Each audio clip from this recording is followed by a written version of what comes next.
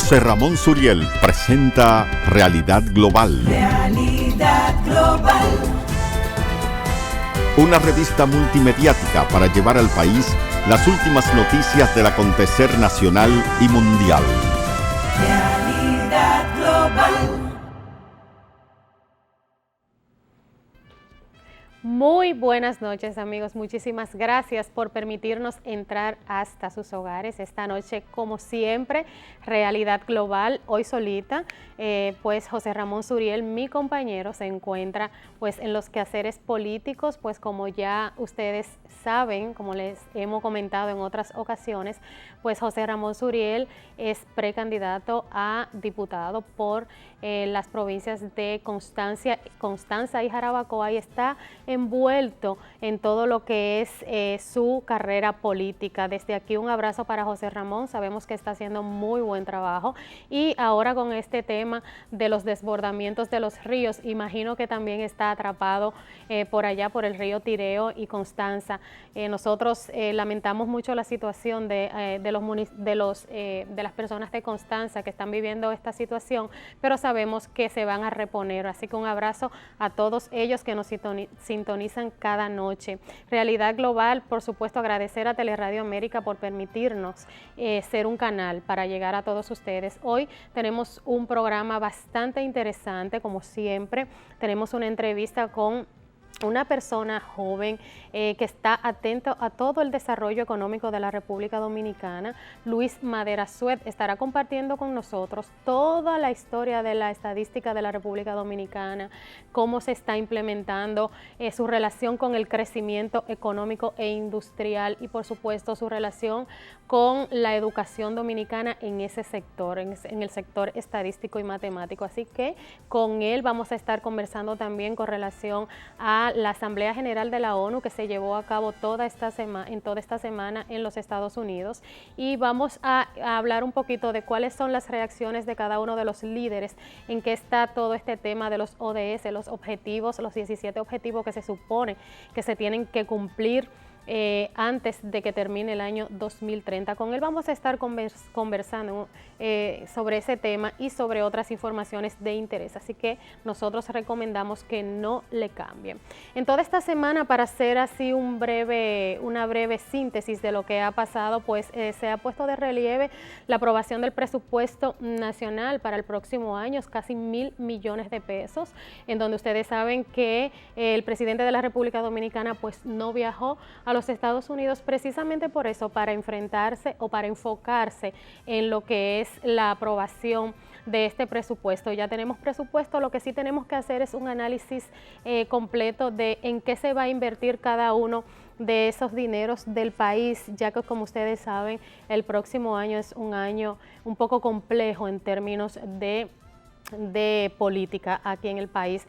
Y otra información importante que queremos destacar es el tema del problema que tienen la gente, señores, los ciudadanos, con el tema de la DGCET, con el tema de las multas. Hay muchos ciudadanos que se están quejando con ese tema de las multas, porque estamos llamados a renovar nuestro marbete, y las personas que van a renovar su marbete, incluyendo una persona de mi familia, pues le aparecen 20, 30 y 50 multas. Yo creo que las autoridades de DGCET y las autoridades del Intran están llamadas a resolver este problema con los ciudadanos, porque no podemos andar sin el marbete. Así que yo les recomiendo a esas personas que todavía no lo han comprado o que tienen acceso a un teléfono inteligente o a una computadora, que entren a la página de la Procuraduría General de la República, multas.pgr.do. Ustedes ahí van a poner su cédula con todos sus guiones, y ustedes se van a dar cuenta si ustedes les salen con alguna multa, y si es así, pues dirigirse inmediatamente para que puedan resolver este problema, para que puedan llevar a cabo pues la renovación de su marbete. Con estas informaciones así breve, pues nosotros damos paso a la entrevista que tenemos interesantísima con Luis Madera después de esta pausa comercial.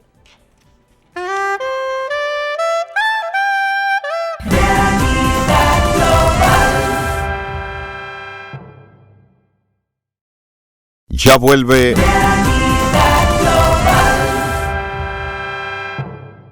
Luis Madera Suet es egresado de la Facultad de Administración de la Pontificia Universidad Católica Madre y Maestra, con una maestría en Economía aplicada a políticas públicas. El licenciado Madera laboró por más de una década en la Oficina Nacional de Estadísticas y fue de los diseñadores del Directorio de Empresas y Establecimientos, además de la Encuesta Nacional de Actividad Económica. Por sus conocimientos en sistemas estadísticos, ha presentado su concurso en países de la región y ha impartido docencia relacionada con esta actividad en la Universidad Católica de Santo Domingo.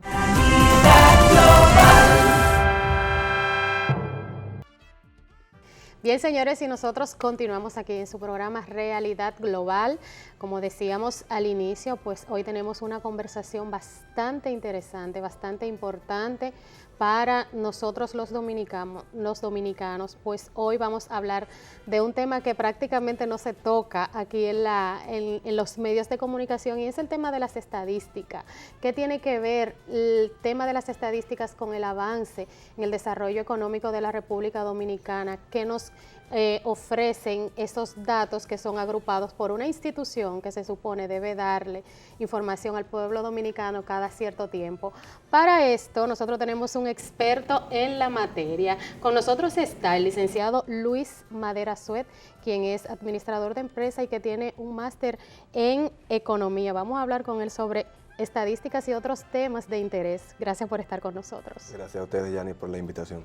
Claro que sí. Mira, me encanta el tema. Me gusta mucho que estés aquí con nosotros porque prácticamente los medios de comunicación o las personas que están llamadas a dar información sobre lo que es el sistema de estadística de la República Dominicana, pues lo vemos como muy concentrado dentro de esos medios que se dedican única y exclusivamente a hacer publicaciones de economía, pero en manera muy breve, de manera muy breve. Así que me gustaría que iniciemos hablando sobre lo que es el sistema de estadística de la República Dominicana y a ti como experto, ¿qué te parece la aplicación que se le da en el país?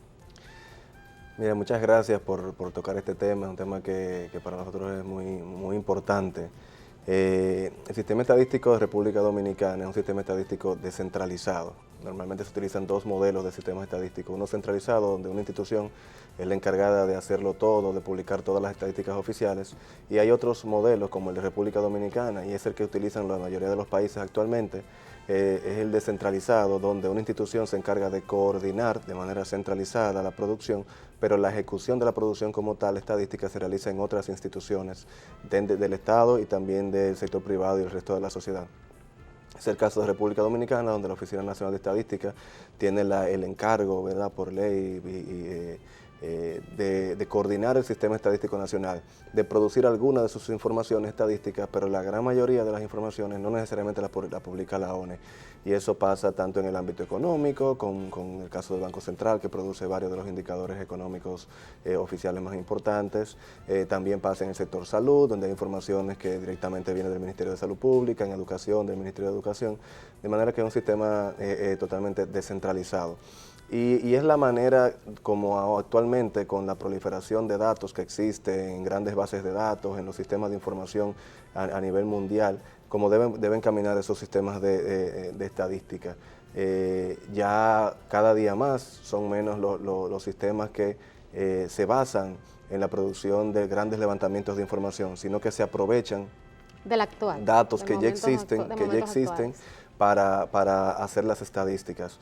Por ejemplo, en República Dominicana, si uno quiere saber el tema de las exportaciones y las importaciones, no tiene que ir a hacerle una encuesta a los importadores, sino que aprovecha simplemente los datos que se producen en una base de datos por los registros que los exportadores o los importadores llenan a la hora de hacer una transacción, de manera que a partir de ahí serán los datos oficiales. Y así pasa con otros datos, la parte de las estadísticas vitales, los nacimientos, las defunciones, matrimonios y divorcios en el país.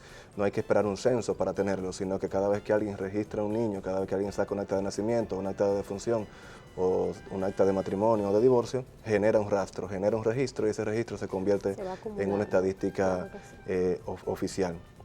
De ahí que el reto grande ahí es que la estadística se priorice en todos los lugares, en todos los ministerios y todas las instituciones, no nada más en la Oficina Nacional de Estadística. Se prioriza en los principales ministerios para tomar en cuenta o para tomar decisiones que vayan en favor de la población dominicana. Yo diría que se ha avanzado. Si tú me preguntas, no a la velocidad que uno quisiera, pero se ha ido avanzando en dos vertientes. Se ha ido avanzando en el uso de las estadísticas. Cada vez más los informes, los reportes, la misma prensa utiliza cada vez más datos estadísticos. Donde no se ha priorizado lo suficiente, o al menos no como uno quisiera, es en los gastos y en la importancia de la producción de esa información. Es decir, sabemos que es importante producir estadística, pero nadie pone dinero para mejorar la producción de esa estadística. Claro, porque hay que hacer inversiones. Queremos buenos datos, pero a la hora de tú mandar a hacer una encuesta a las empresas no quieren dar los datos. Tú quieres buenos datos de educación, pero no necesariamente tienes el mejor personal en el Ministerio de Educación, en la parte de estadística o en el Ministerio de Salud y demás.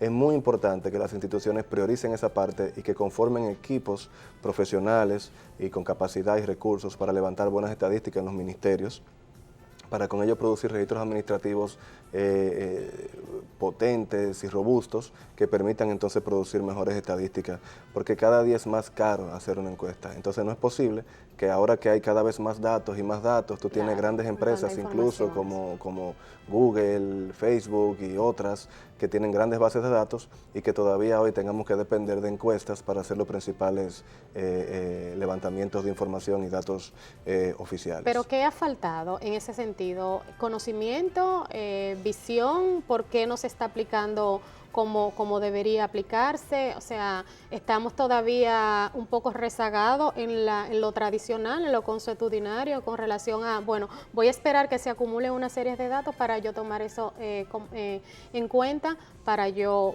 analizarlos. ¿Es así? Es que el tema sobre todo es de cultura. Es un tema de cultura, de producción y de uso de información, que tiene que venir de la cabeza de las instituciones y llegar a los técnicos y darle esa prioridad. Yo creo que ahí es que ha estado el asunto de que todavía esa cultura de producción de información no ha calado lo suficiente para que ya se le dé la importancia necesaria a la información. Y de la cultura viene la priorización, de la priorización vienen los recursos y de los recursos viene la profesionalización del técnico estadístico, correcto, los recursos para el levantamiento y vía de regla o la mejor producción de información estadística. No podemos negar que el Ministerio de Administración Pública, y vaya la cuña para el Ministerio de Administración Pública, ha estado trabajando en los últimos años en favor de aunar información en base a todo lo que tiene que ver con los diferentes ministerios para llevar a cabo una especie de reglamentación, ¿verdad? En cada uno de ellos, pero esto no basta. Esto, como decías tú, necesita un poco más de profesionalización en este tema y estamos totalmente de acuerdo. ¿Cómo podemos decir que hemos avanzado, o sea, cómo ha avanzado el crecimiento económico de la República Dominicana tomando en cuenta la aplicación de esa forma de hacer estadística?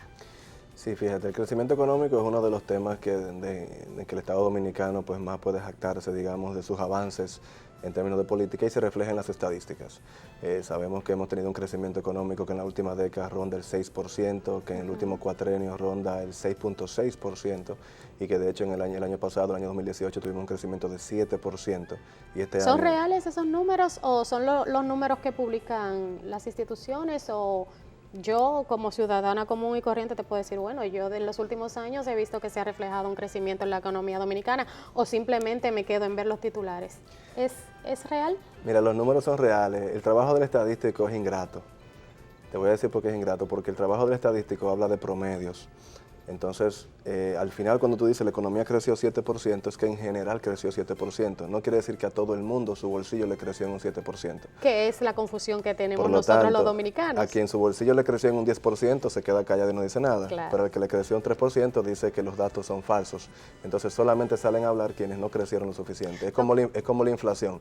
La inflación que reporta el Banco Central cercano al 2%, el que realmente su canasta creció más los precios dice que eso no es cierto. Sin embargo, el que no le creció, entonces no lo sale a decir. Y por eso el trabajo del estadístico al final sigue siendo, sí, es un trabajo ingrato, pero son datos reales. De hecho, cuando vienen los organismos internacionales que no tienen ningún banderío, no tienen ninguna necesidad de alabar o ayudar a nadie, corresponden los datos que traen. De manera que en general los datos son, yo entiendo que son datos reales. Aquí se ha avanzado en la parte técnica de las instituciones que producen esos datos oficiales de manera particular. Y yo creo que los datos hay que utilizarlos. Lo que hay que ver cómo se interpretan esos datos. Correcto. Y cómo se usan para política pública. El tema de si, por ejemplo, el crecimiento de este año fue un 7 o un 6 o un 8, no importa tanto. Lo que importa es si este año quien lo midió dijo que era un 7 y el año pasado dijo que era un 6, quiere decir que este año mejoramos. Si este año es un 6 y el año pasado era un 8, desmejoramos. Entonces, más que centrarnos en el número, si es 6, si es 7, si es 8, lo importante es ver la tendencia en la parte económica. ¿Y cuáles son y qué le está provocando el desaceleramiento de la economía? Sí, en el caso de que sea un poco más baja, claro que sí. Mira, es interesante, decías que las personas que entienden que creció su economía o su índice económico, como ustedes lo denominan, en un 3%, se queda callada, y que el 7%, el que creció el 7%, pues lo publica. Lo que pasa es que a los que nos crece un 3% somos más, por eso es que tú me entiendes, es que se escucha un poquito más, pero es bueno que la gente se exprese, claro. Porque yo te voy a decir algo, yo soy una de las personas que decía, bueno, cuando yo veía un titular, la economía dominicana en este año creció un tanto por ciento, yo decía, pero ¿a dónde? Sí. ¿Entiendes? O sea, ¿cómo? ¿Dónde está para yo ir a buscarla? Claro. Yo era uno hasta que entendí el tema de los índices y de los valores. La verdad que también una de las quejas que existe es que ese crecimiento económico no necesariamente se ha reflejado a la velocidad necesaria en la distribución, en los bolsillos de la mayoría de la población, y esa parte es cierta. Teníamos, por ejemplo, venimos creciendo alrededor de un 6% desde el año 2009, 2008. Sin embargo, la pobreza monetaria de República Dominicana estaba estancada cerca de un 40-42% hasta el año 2012-2013. Entonces decíamos, pero ¿cómo es que venimos creciendo tanto desde el 2009 y mantenemos los mismos niveles de pobreza? Se supone que si tú creces económicamente debes combatir la pobreza y bajar los datos de la incidencia de la pobreza. Sin embargo, a partir del 2013 comienza a verse ya esa disminución y pasamos del 2012-2013 cerca de un 40-42% a niveles ya este año, del año 2018, de un 23-24%. Ahí también dice la gente, ¿cómo con 23 o un 24? Y el tema, yo repito, no es si es 23 o 24 este año, es que si este año fue 23 y el pasado fue 24, entonces mejoramos. Y si en el año, y si hace 9 años era 42, también mejoramos. Entonces es ver la tendencia, lo que tenemos que ver, y la verdad es que todo el mundo coincide, los economistas, tanto los que están a favor de los datos o no a favor del Estado, del gobierno y no a favor, saben que sí, que ha disminuido. La pobreza ha disminuido en el país, pues el resto de los indicadores periféricos dice que sí, que ha disminuido. El tema está en seguir mejorando ese tema de la distribución de esos recursos para que la gente pueda percibir esa mejoría que la macroeconomía dice que se está reflejando en el país. Hay un tema de pobreza que vamos a tocar un poquito más adelante cuando hablemos sobre la Asamblea General de la ONU y todo aquello, los ODC, los objetivos, y aquellos 17 objetivos que dentro de ellos apuntan los informes, que uno de ellos es la pobreza, pero eso lo vamos a dejar para conversarlo un poquito más adelante. Antes vamos a hablar un poco sobre el equilibrio que puede tener la República Dominicana entre el crecimiento comercial y el crecimiento industrial. Se ha llevado a la par, nos hemos ido adelante con el crecimiento industrial, se ha quedado estancado el crecimiento comercial. ¿Cómo va el asunto? Mira, en términos de crecimiento económico, los sectores que principalmente han ido acarreando el crecimiento económico, por ejemplo, en el año 2018 teníamos el sector de las comunicaciones, el sector de la construcción, y son dos de los sectores que más crecieron en el año 2018, no necesariamente en la parte industrial. De hecho, en uno de los indicadores ODS de desarrollo sostenible que medimos es la participación del sector industrial en la economía, tanto en el empleo como en el crecimiento económico, y es cada vez menos la participación del sector industrial. Eso respondiendo a políticas, ¿verdad?, que estamos enfocándonos sobre todo en el sector servicios, en el sector de servicios turismo y en el sector de otros servicios y el comercio. Por lo tanto, la participación del comercio ha ido creciendo bastante más que la participación de la industria, que más bien ha ido decreciendo. Ha ido, digamos que, el PIB ha ido creciendo en la parte industrial, pero no la velocidad que ha crecido en la parte de comercio, en la parte de otros servicios.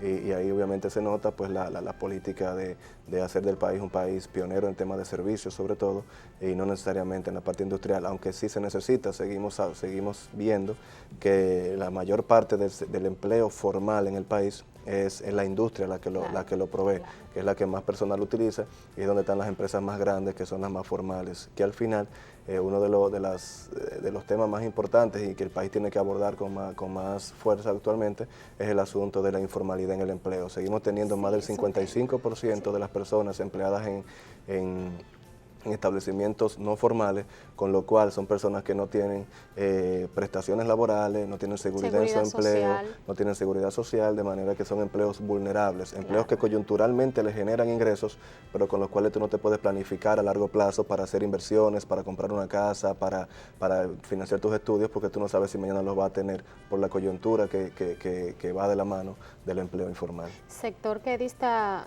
mucho en regular todavía, ya que los principales actores de la seguridad social no terminan de ponerse de acuerdo en el tema del proyecto de ley que modifica la ley 8701, que es la que lo rige, y es un tema complejo, pero nosotros esperamos que por lo menos al final del 20, ¿verdad?, esto pueda ser un tema superado. Nosotros tenemos que hacer una pequeña pausa para comerciales. Al regreso vamos a hablar un poco de la parte docente estadística. Sabemos que usted es docente en una de las universidades de aquí del país, y es ver un poquito si los jóvenes dominicanos, si esta generación les interesa conocer todo el tema de la estadística. 30 segundos para comerciales, no le cambio.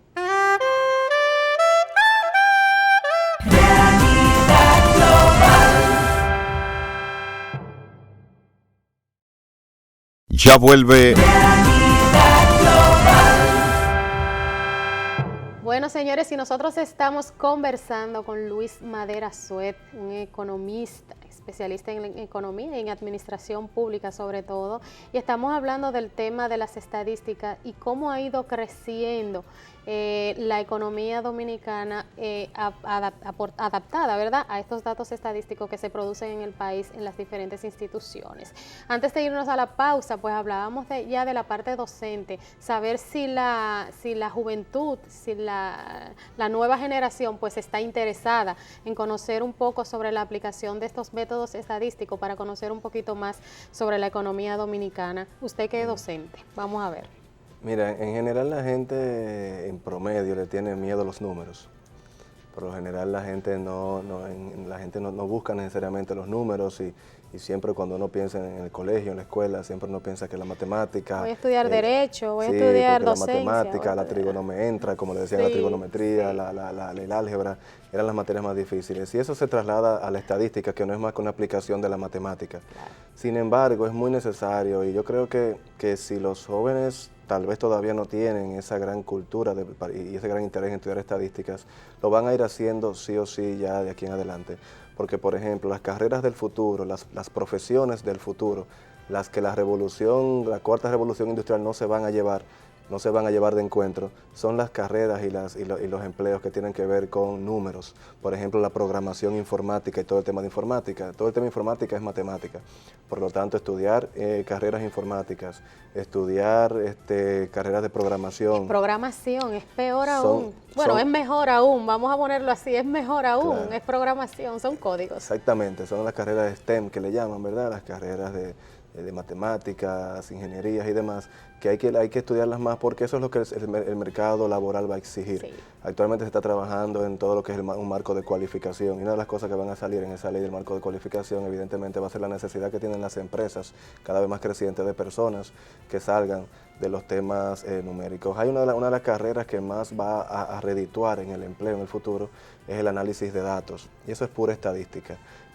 Como data science o minería de datos, como le dicen ahora los jóvenes, que tiene que ver con estadística, aplicación de la estadística y exploración de datos estadísticos, de manera que va a ser bastante más redituable en el futuro, va a haber más empleo y más mejor pagos para esas carreras matemáticas como la estadística en el futuro, lo que yo entiendo que hará que los jóvenes cada día estudien más ese tema. Aquí en República Dominicana, de hecho, la resistencia a estudiar estadística y temas matemáticos, lamentablemente está más en las mujeres.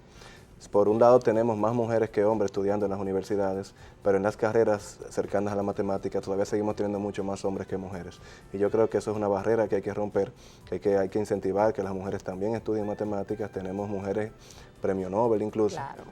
Que son mujeres, por lo tanto la mujer tiene que también estudiar esas carreras que tienen que ver con las matemáticas, porque es lo que le va a permitir insertarse mejor en el futuro, en empleos de mayor calidad y mejor remunerados. Lo que pasa es que también en los últimos años, con todo este tema del avance de la tecnología, que ese es otro tema que vamos a tocar ahora, la gente entiende que ya lo que tú necesitabas para procesar datos matemáticos, datos estadísticos, está en un programa. Entonces, creo que hay una especie de confusión y percepción de la juventud que dice, bueno, pero ¿para qué yo me voy a aprender esa fórmula si yo en la calculadora de mi teléfono puedo resolver eso? Entonces, es un poco también el contra de la tecnología, ¿eh? Sí, pero recuerda que a la computadora ya apagada, si tú no la enciendes, no funciona. Obvio. Si tú no le entras nada, ella no te produce nada. Es como en la estadística, decimos, si en el levantamiento estadístico tú le entras una basura a la tabla con que levantas, la tabla te va a producir una estadística que es una basura. Entonces, tú tienes que saber lo que hay detrás de todo para poder poner a producir. Si no, entonces, por ejemplo, a los contadores ya no existiera esa carrera, porque ya hay sistemas que hacen eso. Pero yo no puedo, por ejemplo, coger un sistema de contabilidad y hacer contabilidad, porque yo no sé de contabilidad. Claro. Entonces, hay que estudiar contabilidad para poder usar los mecanismos informáticos que te ayudan a ser contador. Lo mismo pasa con las matemáticas y la programación. Tú puedes utilizar los lenguajes de programación, pero tú tienes que aprender a usar lenguajes de programación para poder poner esas computadoras a funcionar. Entonces, en general, yo pienso que esas carreras más tecnológicas son el futuro para el empleo. Lo dicen los estudios, lo dicen los análisis que se hacen, y hay que tomar eso mucho en cuenta. El discurso de nuestro canciller en la asamblea, de la que vamos a hablar un poquito más adelante este año, tuvo que ver básicamente con el gran peligro que representan las tecnologías para el empleo. Sí. Y es cierto, es decir, y eso se viene hablando de eso también en los ambientes de desarrollo sostenible, de que la tecnología tiene la capacidad de hacer disrupciones que te mejoren el tema de la desigualdad, que te generen empleo, pero en el corto plazo, sobre todo para países como nuestros en desarrollo, es ¿cómo se llama? Es un peligro realmente para el empleo, porque hay muchos empleos actuales que no van a existir mañana con toda la tecnología. Por eso hay que ir estudiando esas carreras que realmente van a mantenerse a pesar de la tecnología, y así pues uno te asegurar mayores posibilidades de conseguir empleo y mejores salarios. Así es, uno tiene que ir acorde con los cambios, con los tiempos, ir adaptándose para poder competir, porque el día de mañana, o el mañana no, el hoy ya, así es. Tú tienes muchas personas a tu alrededor que pueden parecer más joven que tú, pero que te pueden llevar la milla con el tema porque entonces manejan las dos informaciones, manejan la información tradicional de la carrera per se que tiene, y también maneja la tecnología. Y quiero inclinarme un poquito, Luis, con relación a lo que ya has mencionado con el tema de la Asamblea General de la ONU, todo un acontecimiento en esta semana en donde en Nueva York se han estado reuniendo los principales líderes mundiales con Donald Trump como anfitrión. Sí, estuve viendo el discurso de Donald Trump y decía que inició diciendo que independientemente de todo, Estados Unidos es la mayor potencia del mundo, ¿verdad? Que quedó claro, eso lo entendimos. Pero el canciller Miguel Vargas Maldonado, que estuvo representando al presidente Danilo Medina, estuvo ahí y me gustó mucho el discurso por donde se enfocó relacionado al tema que estamos tratando, el tema de la tecnología. Pero vamos a hablar un poquito de los ODS, de los objetivos del milenio 2030, ¿verdad? Nos quedan 10 años ya para poder cumplir, y los principales líderes están llamando a acelerar un poquito el paso porque nos estamos quedando atrás. ¿Qué tú opinas? Así es, fíjate, esta Asamblea de Naciones Unidas por primera vez tocó el tema del desarrollo sostenible y el cambio climático como un tema central. Sí. Y esto viene programado así porque en el año 2015 los 193 líderes de los países que conforman las Naciones Unidas asumieron esta nueva agenda de desarrollo sostenible y sus objetivos de desarrollo sostenible, que no es más que el nuevo paradigma de desarrollo, donde tenemos que adoptar un modelo de desarrollo que permita generar bienestar hoy, sin interrumpir o sin oponernos a que las generaciones futuras también obtengan su bienestar. Claro. Y eso básicamente ¿en qué se traduce? En que, por ejemplo, tenemos que tener crecimiento económico, pero un crecimiento económico que tiene que ser inclusivo, que llegue a todos.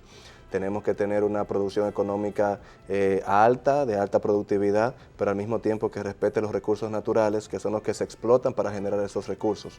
Si tú tienes un aserradero, tú tienes que preocuparte ciertamente por cortar árboles para producir la madera, eso tienes que seguirlo haciendo, pero tú tienes que asegurar tu materia prima, por lo tanto, si tú cortas un árbol, siembra dos, para que dentro de 20 años, cuando tú le dejes a tu hijo el aserradero, tu hijo encuentre bosques que cortar.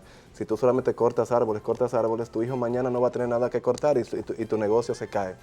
Entonces tenemos que asociar esa parte del desarrollo sostenible a la economía, para que la gente lo entienda de una manera clara. Y eso es básicamente lo que tiene que ver con desarrollo sostenible. Son 17 objetivos que tratan de poner al mismo nivel el desarrollo social, el económico y el ambiental. Necesitamos una sociedad... ¿Es eso posible? Yo entiendo que sí. O sea, tenemos que poder lograr sociedades justas, donde haya capacidades para los seres humanos, que no haya pobreza, que no haya hambre, que haya educación para todo el mundo, que haya salud generalizada, que se respeten los derechos, que haya respeto al género y a otras poblaciones, ¿verdad? Que normalmente son discriminadas, pero que para eso los países puedan generar unas economías prósperas, economías donde haya energía asequible, donde haya crecimiento económico sostenido, inclusivo, donde haya empleo digno para la gente, que haya cada vez menos desigualdades, que hayan ciudades que sean sostenibles, una industria que sea innovadora cada vez más por estos temas de la tecnología que hablábamos, para tener un crecimiento económico sostenido, pero que al mismo tiempo respete al medio ambiente. Correcto. Y respete los recursos naturales, no por la ecología nada más como tal, sino porque eso es lo necesario para poder alimentar en 2050 los 11.000 millones de personas que van a haber en el mundo.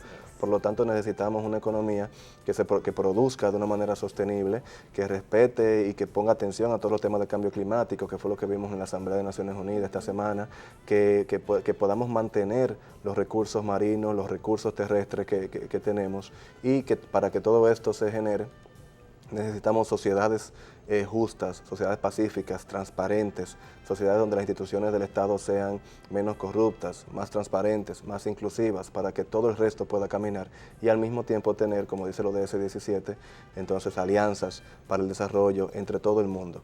Es decir, poder hacer pactos con el sector privado, poder hacer pactos con la sociedad, poder hacer pactos con el Estado, para que todo esto pueda pues ir caminando. Y eso es lo que promueve la Agenda de Desarrollo Sostenible. 17 objetivos, que te los mencioné sin decirlos ahí cada uno, sí, con los temas que te mencionaba, claro.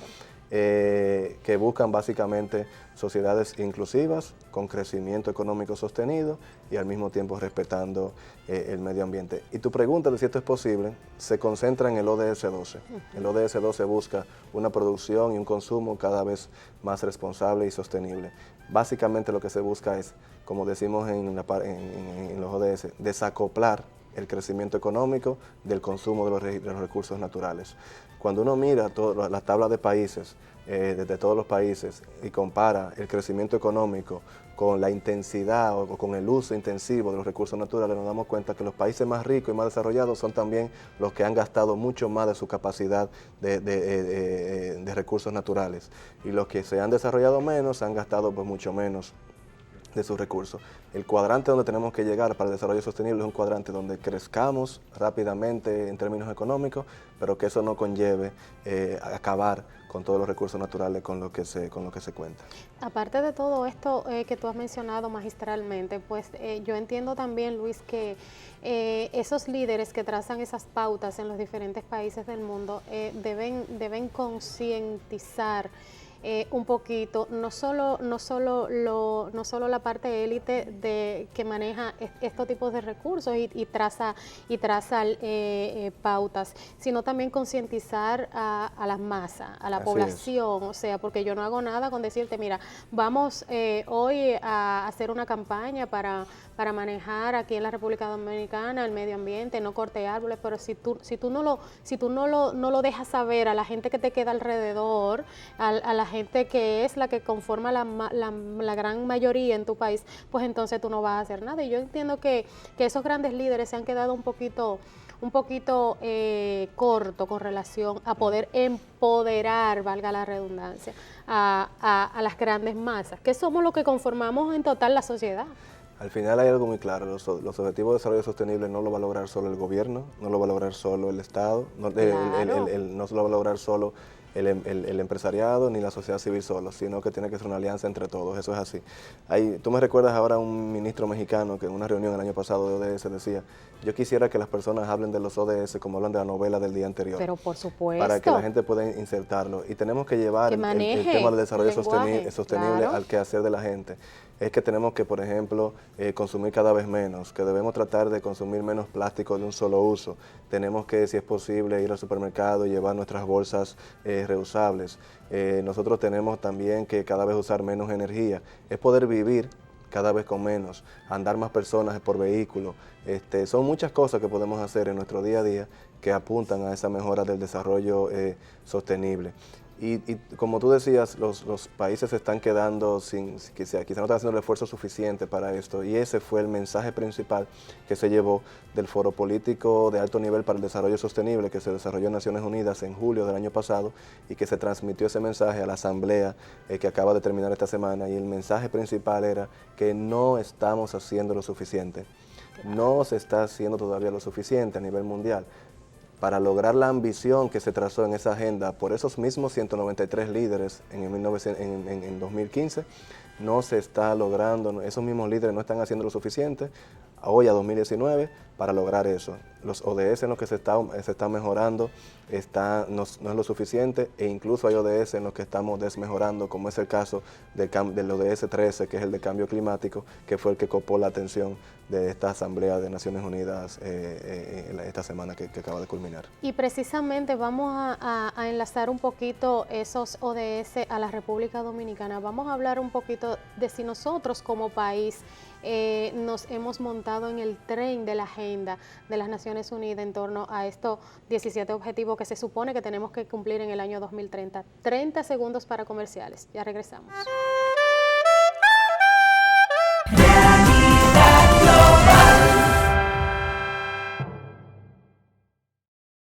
Ya vuelve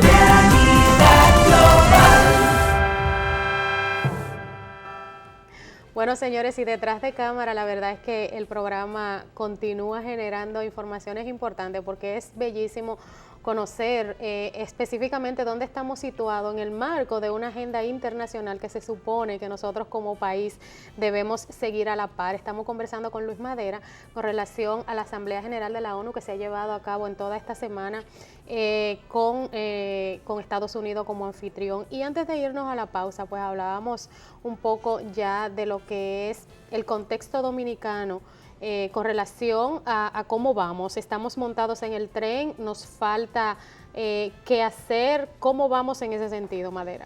Mira, el Estado Dominicano en el año 2016 creó, para enfrentar los ODS, la Comisión Interinstitucional de Alto Nivel para el Desarrollo Sostenible, una comisión que la coordina el Ministerio de Economía, Planificación y Desarrollo, y que se ha dividido para su trabajo en 4 subcomisiones, que también apuntan a los 4 ejes de nuestra Estrategia Nacional de Desarrollo y a los 5 dimensiones del desarrollo sostenible. Es la subcomisión Personas, que la coordina el Gabinete Social de la Presidencia, la subcomisión Prosperidad, que la coordina el Ministerio de Industria, Comercio y MIPYMES, la subcomisión Planeta, que la coordina el Ministerio de Medio Ambiente, y la subcomisión de Institucionalidad, que la coordina el Ministerio de la Presidencia. Ellos tienen el trabajo de impulsar el alcance de los Objetivos de Desarrollo Sostenible a través de la inclusión de los principios de esos ODS en la planificación nacional y en el quehacer de todos los y las dominicanos. Entonces, desde ahí comienza ese monitoreo. A raíz de eso se han desarrollado ya una serie de acciones muy importantes y digamos, reflejo de eso se han realizado ya 2 informes nacionales de avance en el año 2018 y en el año 2019 de los ODS. Y a grandes rasgos podemos decir que se ha avanzado mucho en el ODS 8, que es el ODS de crecimiento y empleo. Tenemos, como decíamos en el primer segmento, un alto crecimiento en la última década. Ya se ha ido reflejando en una caída de los niveles de desempleo. Aunque sea informal. Aunque sea mucho empleo informal, pero ha ido bajando el nivel del desempleo. Se ha mejorado bastante en el ODS 1, que tiene que ver con erradicar la pobreza. Se ha mejorado, aunque quizás no lo suficiente en los temas educativos, no quizás en todo lo que se querría con la inversión que se está realizando, pero sobre todo donde estamos más rezagados, donde tenemos más trabajo que hacer es en los ODS relacionados a la dimensión planeta. Todo el tema de la lucha contra el cambio climático, ¿verdad? Y en el número 6 es el tema de la seguridad. En el tema, el tema 16 que tiene que ver con 16. Seguridad.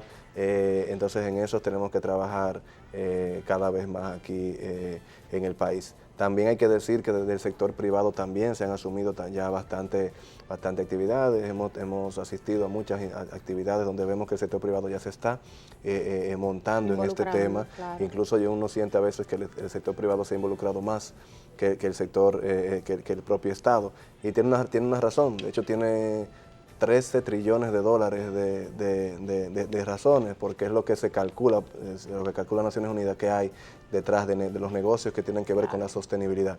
Porque lo que se le pide al sector privado no es que sea ahora, como dicen ellos, la alcancía para sacarle el dinero para que financiemos el desarrollo. No, es que ellos metan el tema del desarrollo sostenible y la sostenibilidad en sus modelos de negocio y que ganen dineros con esos modelos de negocio al mismo tiempo que alcanzamos el desarrollo sostenible. Que se trabaje cada vez con empaques más biodegradables y ecoamigables, por ejemplo, donde tú ahorras espacio y por lo tanto ahorras recursos en el transporte, que tú mejores la calidad de vida de tus empleados y por lo tanto tus empleados trabajen de una manera más cómoda, más contento y motivado y sean más productivos. Que tú ahorres energía y ahorres agua en tu quehacer diario, entonces te ahorren la factura de energía y la factura de agua y por lo tanto tienes más ingresos en tu economía. Que entres a los negocios de los residuos, por ejemplo, hay una gran industria de los residuos.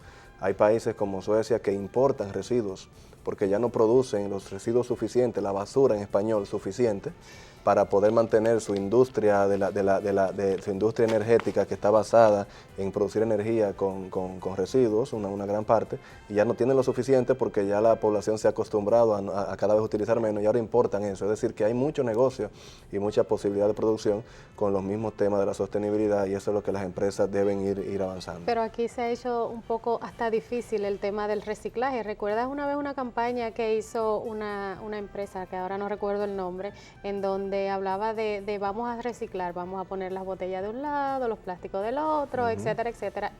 Pero es un mismo tema de cultura, como decías tú. Poder implementar todo esto, y yo vuelvo al comentario que te hice antes, es un asunto de enseñar a la población, es un asunto de concientizar a la población, es un asunto de involucrar a la población, porque nosotros desde la casa, por ejemplo, yo le digo a mi hijo, no deje la llave abierta, pero ¿por qué? Porque si yo no le explico el por qué no debe dejar la llave abierta, la llave goteando, él no va a entender y no le va a dar importancia. Yo creo que es un asunto de educación y empoderamiento de la misma sociedad. ¿Qué nos falta, Luis? ¿Qué nos falta para nosotros estar acorde con todo este tema, tanto climático, con esos objetivos del milenio, con esos objetivos, con esa agenda de las Naciones Unidas, para nosotros poder decir, nosotros somos un país que estamos acorde con lo que nos están solicitando? Mira, yo creo, si uno divide en grupos, tú tienes la gran empresa que lo está asumiendo porque el mercado se lo está pidiendo y eso va a caminar solo. Tú tienes que lograr que las MIPYME, entonces, que trabajan más en el día a día, también asuman ese tema y que entiendan que pueden tener ingresos y que pueden tener mejora en ese sentido. Tú tienes que lograr que las personas cambien su cultura.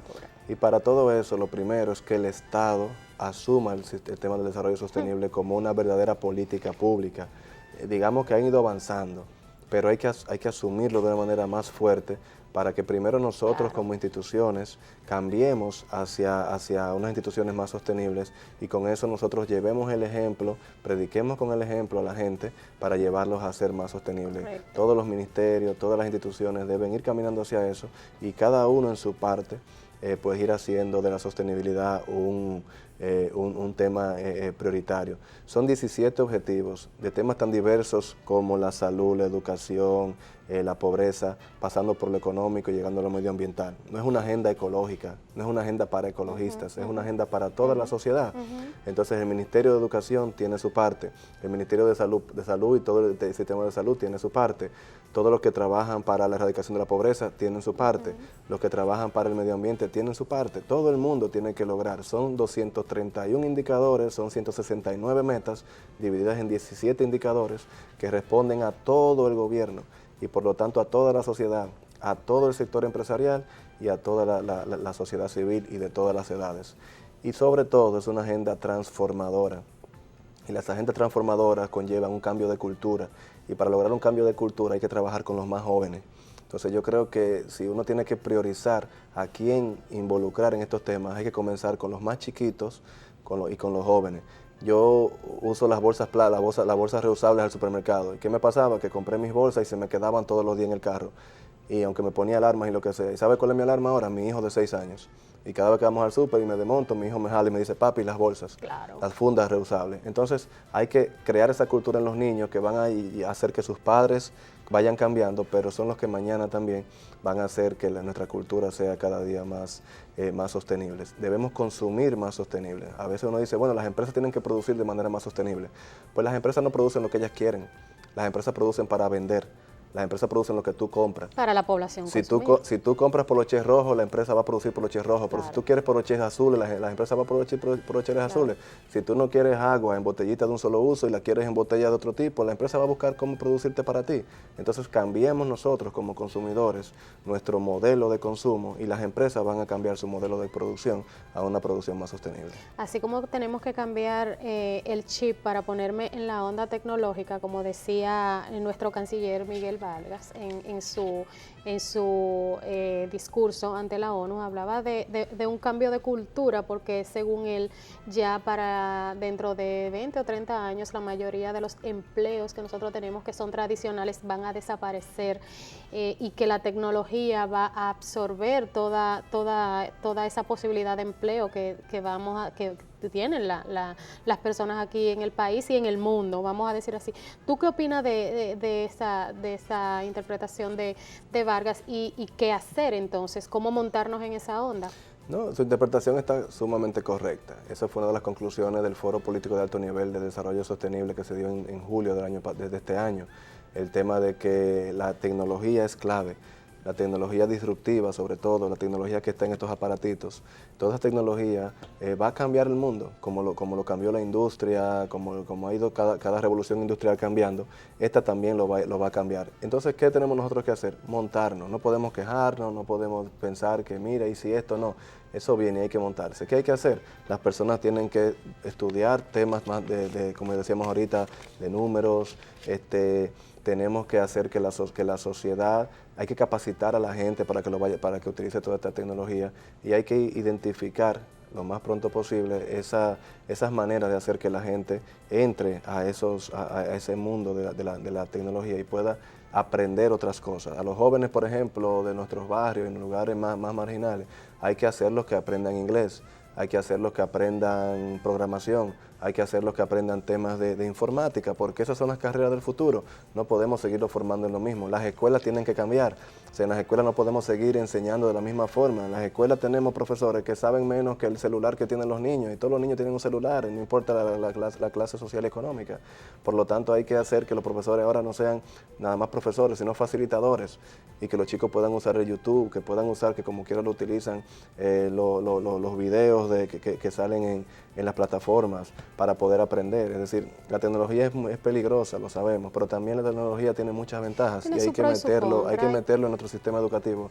Yo pienso que hay que empezar por la parte educativa. ¿Pero qué hacemos entonces con el sistema tripartito que tenemos si no nos ponemos de acuerdo ni siquiera en la reclasificación de la empresa, tomando en cuenta en que ya para yo trabajar en una empresa no es necesario yo trabajar de 8 a 5 de la tarde, y que bien yo te puedo hacer un trabajo tanto aquí sentada en este escritorio como en China? O sea, ¿qué hacemos con eso para nosotros poder montarnos en esa onda? Porque si no nos ponemos de acuerdo en una reclasificación de empresas, que se supone que es lo básico y que por ahí tenemos que empezar, ¿cómo nos vamos a poner de acuerdo? Pero como te digo, el empresariado va a seguir el mercado. El empresariado siempre reacciona, tarde o temprano reacciona, porque son personas que viven para eso. es el resto de la población que tiene que adecuarse. La gente va a buscar, los empresarios van a buscar, van a demandar empleo. Lo que tenemos que hacer nosotros, tanto el Estado como las familias, es tratar de de capacitar a nuestros jóvenes, a nuestros hijos, en esas carreras que va a buscar el sector privado. El sector privado se va a meter en la parte tecnológica, indudablemente, porque el mercado se lo va a exigir.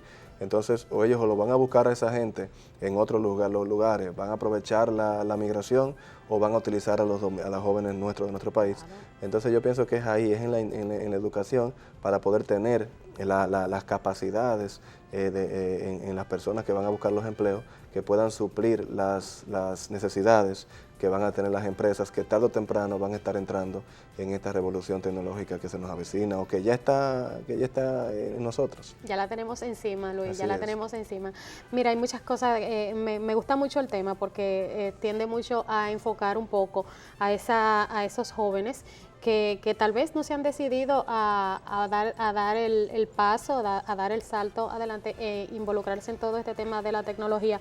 Ojalá y te escuchen y quieran la mayoría dedicarse a estudiar este tipo de carreras que son ya la presente, casi futuro que tenemos. Agradecerte muchísimo por estar con nosotros. Creo que vamos a tener que invitarte otra vez para que hablemos un poquito de toda la historia de las estadísticas. Me preguntaban por aquí que desde cuándo nosotros tenemos un padrón, sí, el primer padrón de estadísticas, censos, aquellos censos que se hacían aquella vez, que ya yo no veo gente en la calle tocándote la puerta.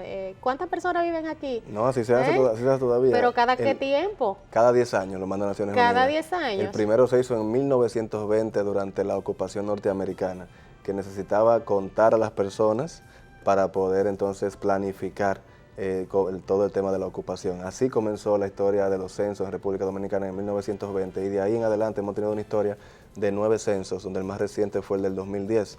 De hecho, la Oficina de Estadística ha anunciado que está preparando ya el censo 2020, que es el 10º censo de población y vivienda que se realiza en la República Dominicana. Y tan fácil que se le hace a los políticos hacer unas estadísticas. No, bueno, pero no nos vamos a meter ahí. Muchísimas gracias por estar con nosotros, Luis. Ha sido un placer que esté aquí en este programa Realidad Global. Invitarte a que nos siga a través de las redes sociales. Estamos aquí en Teleradio América, Canal 45, a las 7 de la noche, todos los domingos, y por supuesto a través de TV Montaña, Canal 10 en Constanza. Así que muchísimas gracias por acompañarnos. Muchas gracias a ustedes por la invitación y por hacer televisión buena para la educación de las personas. Nosotros nos reencontramos el próximo domingo aquí, ojalá, y ya mi compañero José Ramón Suriel esté con nosotros, porque ya hace falta en esta tribuna. Hasta entonces.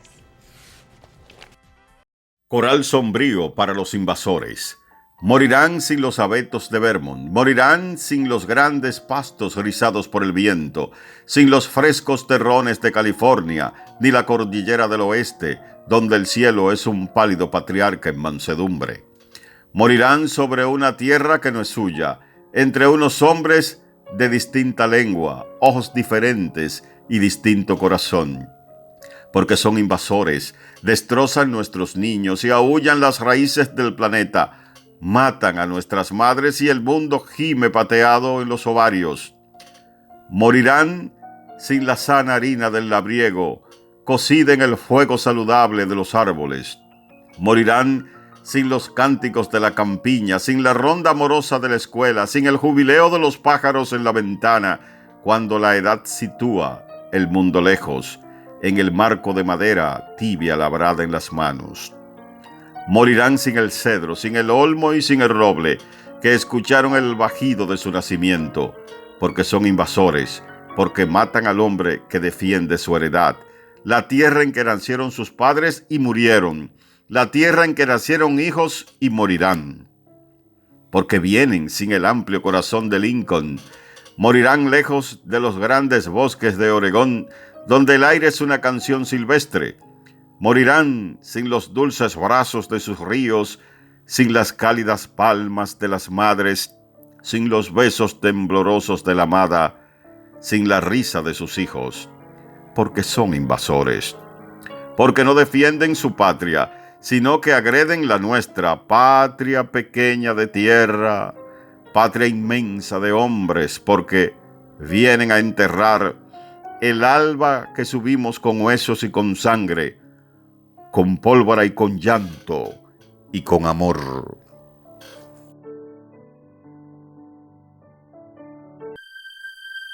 José Ramón Suriel presentó Realidad Global. Realidad global. Una revista multimediática para llevar al país las últimas noticias del acontecer nacional y mundial.